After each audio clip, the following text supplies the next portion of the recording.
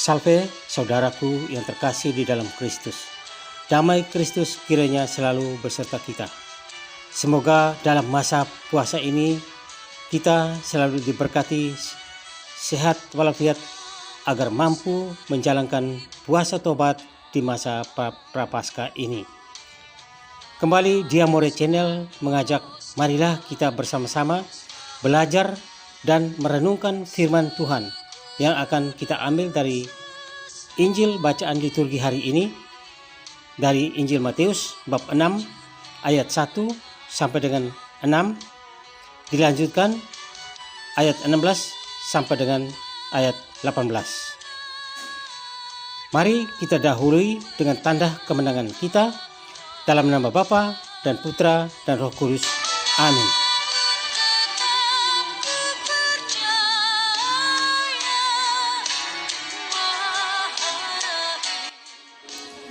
Inilah Injil Yesus Kristus menurut Matius. Dimuliakanlah Tuhan.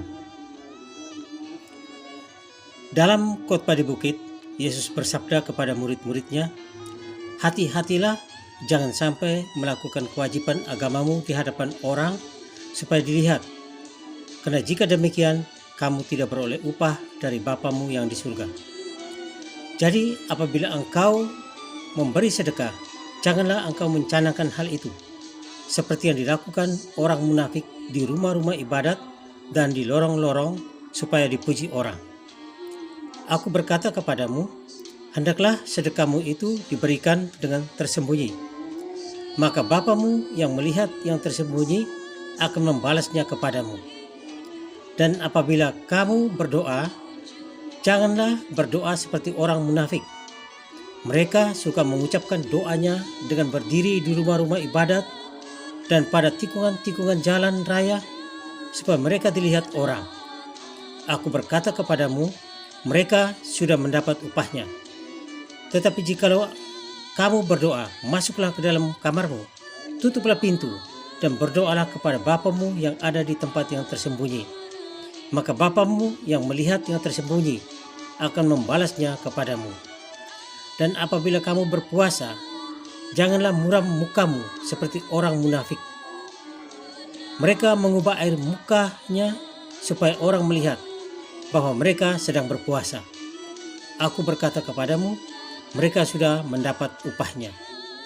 Tetapi apabila engkau berpuasa, minyakilah kepalamu dan cucilah mukamu, supaya jangan dilihat orang bahwa engkau sedang berpuasa, melainkan hanya oleh Bapamu yang ada di tempat yang tersembunyi. Maka Bapamu yang melihat yang tersembunyi akan membalasnya kepadamu. Demikianlah sabda Tuhan, terpujilah Kristus. Hari Rabu Abu. Saudaraku yang terkasih di dalam Kristus, selamat datang di masa Prapaskah tahun ini. Masa Prapaskah atau masa puasa atau juga masa retret agung diawali dengan liturgi penerimaan abu atau dikenal sebagai Hari Rabu Abu yang kita rayakan pada hari ini tanggal 5 Maret tahun 2025. Masa puasa akan kita jalankan 40 hari lamanya yang ditandai dengan tanda salib abu di dahi yang akan mengingatkan kita akan panggilan hidup seorang pengikut Kristus, yaitu bertobat dan percaya kepada Injil. Penandaan tanda salib abu di dahi bukan hanya merupakan ungkapan pertobatan, tetapi juga sebagai simbol kematian. Maka abu mengingatkan kita dari mana kita berasal, dari debu tanah yang kotor dan degil. Maka tanda abu berbentuk salib di dahi mengingatkan akan kerapuhan kita sebagai makhluk ciptaan Allah yang terbuat dari debu tanah. Kitab Kejadian bab 3 ayat 19 mengatakan, "Ingatlah manusia bahwa engkau terbuat dari debu dan kembali menjadi debu." Demikian sabda Sang Pencipta kepada Adam dan Hawa, manusia pertama, ketika mereka jatuh dalam dosa di Taman Firdaus. tetapi juga bahwa salib yang terbuat dari abu yang tertanda di dahi kita menandakan kemenangan, menandakan bahwa manusia diangkat kembali ke martabatnya yang luhur, diciptakan kembali serupa dengan segambar dengan Allah, diangkat menjadi anak-anak Allah melalui sakramen baptis. Maka pertobatan berarti berbalik arah kembali kepada dasar hidup manusia, yaitu Allah pencipta sebagai sumber hidup. Hakikat pertobatan adalah menjadikan Allah sebagai pusat hidup, karena mungkin selama ini kita telah banyak melupakan Sang Pencipta dan menciptakan ilah-ilah lain yang membutakan mata. Kita bisa baca di dalam 2 Korintus bab 4 ayat 4. Bahkan menurut Yesaya bab 1 ayat 3 mengatakan manusia lebih buruk daripada lembu, karena lembu tahu mengenal pemiliknya, sedangkan manusia tidak mengenal Allah lagi. Maka menandai pertobatan, Yesus mengingatkan 3 dimensi yang penting, yaitu doa, puasa, dan amal sedekah. Namun sebelum masuk ke dalam 3 dimensi ini, yaitu semangat doa, puasa, dan amal yang menjiwai sikap hidup kita dalam masa pertobatan ini, terdahulu Yesus mengingatkan kita, hati-hatilah jangan sampai melakukan kewajiban agamamu di hadapan orang supaya dilihat, karena jika demikian kamu tidak peroleh upah dari Bapamu yang di surga. Injil bacaan tadi Matius bab 6 ayat 1. Yesus sangat tegas mengecam hidup doa orang Farisi yang munafik. Yesus mengecam mereka yang melakukan hal-hal suci, berdoa, berpuasa, dan amal bakti, tetapi dengan agenda tersembunyi di balik itu. Ada banyak orang Yahudi hidup saleh yang dengan tekun melakukan doa, puasa, dan sedekah. Memang 3 hal itu sangat luhur, tidak ada yang salah di dalam aturan agama Yahudi ini. Tetapi yang dikecam Yesus adalah motivasi yang keliru dalam melaksanakan doa, puasa, dan amal. Motivasi untuk kepentingan pribadi mereka. Maka jangan sampai kita pun masuk ke dalam tata cara hidup orang Farisi ini. Tetapi ketika kita berdoa, hendaklah kita berdoa dengan tulus hati dan tekun.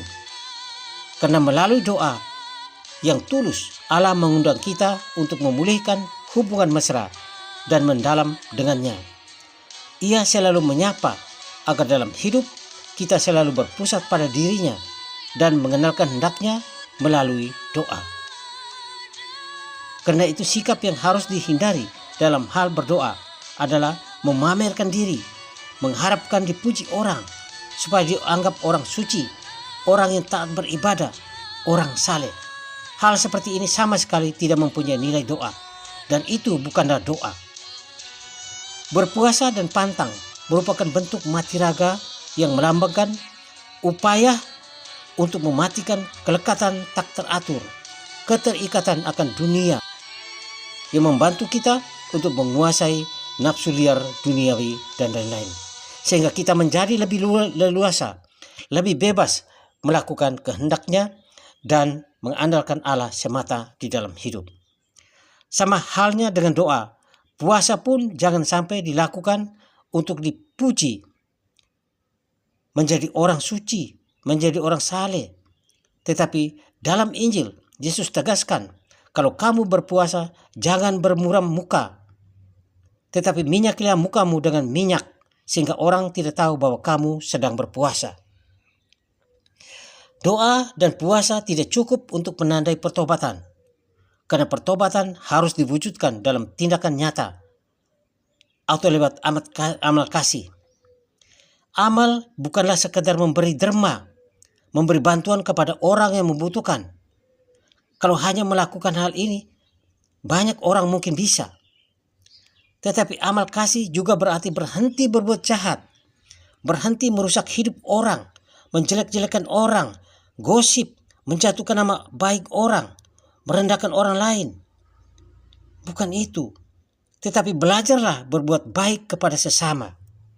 Menerima orang lain seperti menerima dirimu sendiri. Memang perbuatan baik tentu selalu berkaitan dengan perjuangan, tetapi itu untuk mewujudkan keadilan, perdamaian, dan persaudaraan yang sejati, serta juga menjaga keutuhan alam ciptaan Allah. Amal juga merupakan ungkapan pertobatan melawan kecenderungan memiliki harta secara berlebih, apalagi memperolehnya dengan cara yang tidak halal, korupsi, mencuri, dan lain-lain. Tetapi menjadikan harta yang kita miliki, seberapa banyak, entah sedikit, entah banyak, tetapi menjadi sarana untuk membantu sesama yang membutuhkan.